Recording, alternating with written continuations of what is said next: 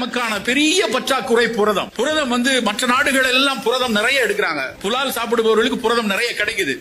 தாவர உணவாளர்களுக்கு புரதத்துக்காக நிறைய மெனக்கடல் வேண்டும். கூடுதலாக அதற்கு நிறைய சுண்டலும் பயரும் பட்டாணியும் கேழ்வரகும் எடுத்துக்கொள்ளணும். அப்படி எடுத்தா கூட ஒரு நாளைக்கு தேவையான 1 கிலோவுக்கு 6 கிராம் வேணுங்கிறான். 60-65 கிலோ இருக்கீங்கன்னா எவ்வளவு வேணும்னு யோசிச்சு பாருங்க. அவ்வளவு கிராம் புரதம் வேணும் நமக்கு.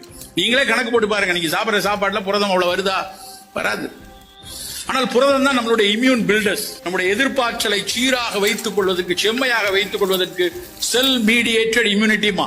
ஒரு கிருமி வருதா, இல்ல நீ அடிபட்டு விட்டாயா, இல்ல மெட்டபாலிக்கா உன் ஜீன் ஒரு நோயை உருவாக்குதா, இதையெல்லாம் எதிர்ப்பதற்கு உன்னுடைய எதிர்ப்பாற்றலுக்கு மிக மிக அடிப்படையான விஷயம் புரதம். அப்ப அதை தேட நம்ம சின்ன பிள்ளையில இருந்தே உங்க வீட்டுல உங்க குழந்தை என்ன சாப்பிட்டுருக்குன்னு யோசிங்க. காலையில இருந்து அவன் புரதம் எவ்வளவு சாப்பிடறான். முட்டை சாப்பிட நல்ல முட்டை வெள்ளைக்கரு முழுக்க புரதம், பாசிப்பயிறு முழுக்க புரதம், சிகப்பு கொண்டக்கடலை புரதம், தோஃபு என்கிற அந்த சோயா புரதம், பால் பன்னீர் புரதம்.